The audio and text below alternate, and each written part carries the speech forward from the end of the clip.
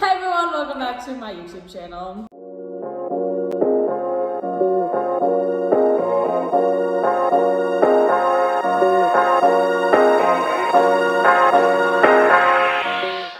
This is Zoe, Bestie Zoe. Hi. Today we're going to be answering dance teacher questions. So make sure to Like, comment, and subscribe right when I took a drink. First question is favorite recital dance ever. We're doing it danced in. Oh, okay. All of the Disney show. Frozen was iconic. We started with Show Yourself, Yes. and then we did Lost in the Woods, and then the Littles came on stage, That was so much and they did the Olaf song when Yes. I'm older, Yeah. and then more Littles came on stage, and they did Let It Go, but they did like half their No, it dance. was Into the Unknown. Into the Unknown. They did like half their dance, and then Yeah. we came on behind them, and we like started picking them up, and Somewhere Over the Rainbow was so good, but everyone was sobbing. The Sunday show was so bad because we were all so sad. Yeah, I don't remember. It was iconic. First one I ever did, Rockin' Robin. I was 9 in a class full of 5-year-olds. Rockin' Robin. So at the beginning we came out of like a nest, but it was just cardboard that we hot glued and sticks. Year, I think, but toxicity. Oh, that was Remember that? a We good came one. up with that word and we all wore black. And it was Yes. like, it was a It was instrumental. modern. Was it our first modern? Like beyond like Truth and I think Fools? so, yeah. But it was instrumental and we all had like our different stories about like toxic friends and stuff. It was really good. What is your favorite part about teaching? Just having like an impact on how these kids are being raised is really cool. I love when I teach a lot of tinies, but when they get like a skill, like especially in tumbling or ballet, Yes. they go, oh my gosh, I'm sorry, I did it, and then Yes. they keep doing it. I'm like, oh my gosh, like, Yes. it's so cute. It's just happy and it's cool. Yes. Like it's cool to see how they progress over the Yeah. years too. Best story about a teaching experience. Zoe has a lot. One time my kids all knocked me over, like on my butt, like like one. Like Stampede against Miss Zoe. Yeah, because it was like after our first show and tell, I was like, oh my gosh, girls, that's so good. And I guess the way I held out my arms, they were like, hug. So one girl runs at me and like I caught her, like it was Yeah. fine. And then 4 more girls, it's like a tiny class too, like there were 5 of them and they ran at me. And So mine is not necessarily, I don't really have any like bad or like odd teaching experiences, but this was an experience I had because I am a teacher this year. So we go to the Wiseman Showcase. And this whole trip was just iconic. So all the teachers, it's Zoe and I, and then Jayla, Calissa, Miss Laura. Jayla, Calissa, and Laura, which Calissa doesn't teach anymore, but she's like still helps with costumes and stuff and recital. And Miss Mary Beth, who like alters all of our costumes. yeah. They're all related, by the way. Yes, they're all sisters. They're and then just Zoe like and a I were family twins. trip and we're just vibing. Yes, it was kind of awkward. But. We're looking at costumes, okay? And one of our dances for recital that we're actually in is a musical theater dance, and it is a Hamilton one. For the costume book, and Miss Jayla's like, OMG, here's a Hamilton costume, because like, you can't find a Hamilton costume anywhere. It was literally called Hamilton. Yes.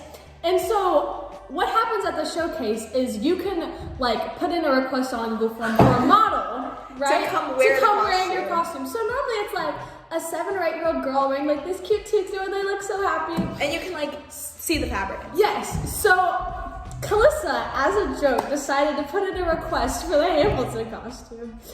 And we waited like probably 2 or 2.5 hours. It was forever. For this costume, and we're like, she probably was just like, oh, that's a joke. No. So, like, 2.5 hours go Girl, by, I felt and so this bad. poor girl comes in wearing this costume, and she's like so embarrassed. And Zoe and I are just over here like, and Calissa's like, this looks like we did not end up getting the costume. We did end up getting another costume. We got a different one, which That's is honestly probably worse. But It's men's sized. It's like really big. it's like 10 pieces. Okay, like it's a straight up like Revolutionary War Yeah. outfit. Stepping time? Stepping time. I Edit that into the first question. Stepping Stepping time is so it was much fun. iconic. It was So much fun. insane. There was so much going on, and then at the end we just like. That was also Thanks. part of the Disney show. The Stepping time is okay. Okay. Disney. If your students could take one thing away from class, what would it be? I'm hard on them for a reason, and it's because I care. Because I know that they could do better than sometimes they will try to give me. Yeah. But also, I don't care about the mistakes. Like, I don't care if you didn't point your toes. Like, I'm not mad at you or whatever. I just want you to come and like love dance. And have fun. Yeah. And be safe in a safe space where you can learn. Yeah. Helper versus no helper. So like, which classes do you prefer helpers for, and which classes Pre-dance. do you not prefer helpers for? Pre-dance. Yes. I need a pre-dance helper. I am a pre-dance helper. A lot of my Tiny's classes, just because attention span, they need a helper. Because I can't stop to tie one girl's shoe or stop to like fix one girl without the rest of the class going crazy. I think above the Tiny's age, it's just like how big your class is, and also what kind of kids and behavioral issues you're gonna have in that class. Because like once they get to be 7 or 8, like they can tie their shoes themselves, they can go to the bathroom by themselves. But like if you have like 3 or 4 kids who can't get along, like you need another person to continue leading the class while you deal with the behavior issue. Or even just like big classes. Like I have a middle grade class that's like huge. Like 20 kids, Yeah, and it's a musical theater, so like it's already insane. Yeah. I have 2 helpers in there because I just can't. I can't look at that many kids. Favorite age and style to teach? Very specifically, middle age, like 9, 10, 11, lyrical, recreational. Interesting. I love my Tiny's jazz and Tiny's hip hop classes. Like they're back to back, and there's like 12 or 15 kids in each of them, and they are so much fun. Like the kids just come in and they're like, let's dance Miss Emily, and it is so much fun. And I just love hip hop, like teaching hip hop in general. Like that class, everybody's just like super relaxed and super fun, and musical theater, because I can get those kids to be silly. Yes. Opinion on performance training versus technique training. I think so. Some studios like focus only on doing classes for performance, and I think that is totally fine. And some studios are the opposite, where they are like strictly ballet, jazz, technique. Our studio is, I feel like we have a really good balance of both. Yeah. Would you agree? Yeah.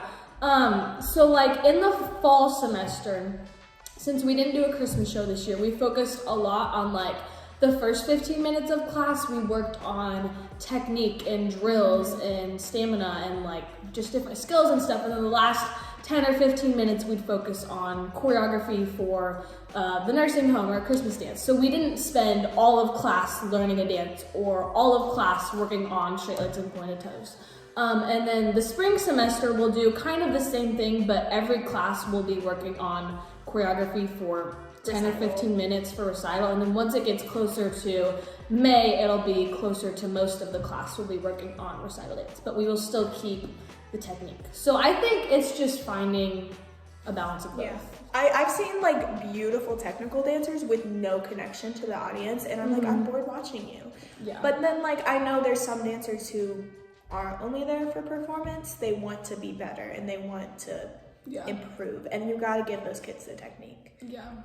So just a balance, really. Yeah. Your go-to pre-teaching snack.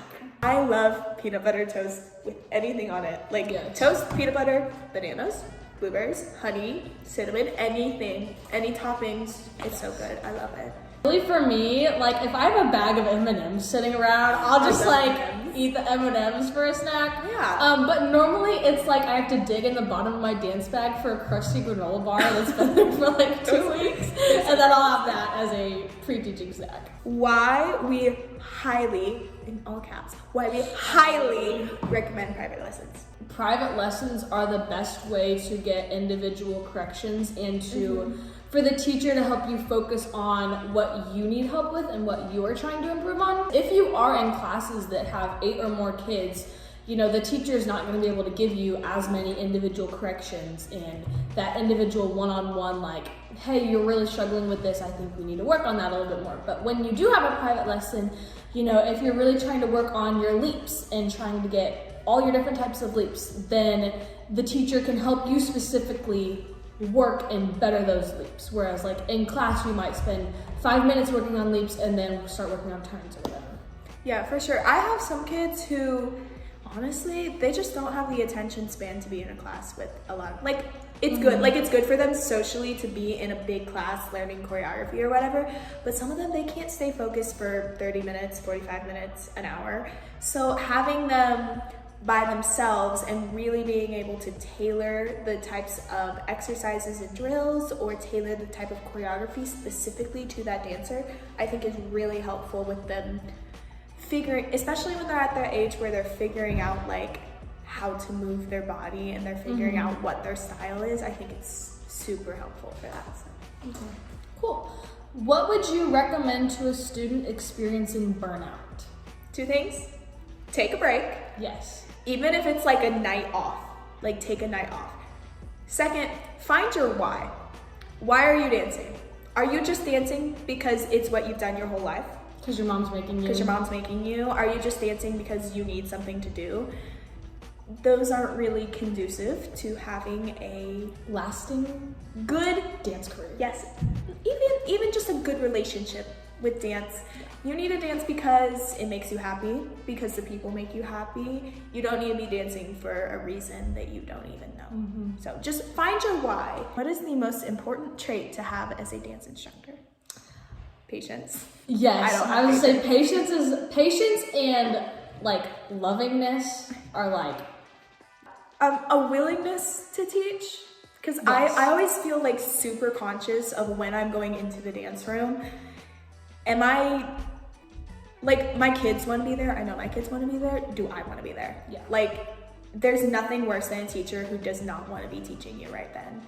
And it's just, it makes the whole vibe of the room come down. Yes. So you gotta be wanting to teach. Yes, you have to have a positive attitude every single class. So even if you have 3 or 4 classes back to back to back and it's all little kids, like, you gotta have something that keeps you going, and you know, you're the same from the first class to the last class with your attitude. Thanks for watching, guys. Make sure to like and subscribe. Let us know if you want more videos like this. We could do like a Q&A with specifically competition dancers. We have a lot of stories from that. Yeah, we could like debate on the levels and like contemporary versus modern, lyrical, and that would be really interesting. So we might do that. Anyway, guys, stay tuned for new competition vlogs. See you guys later. Bye!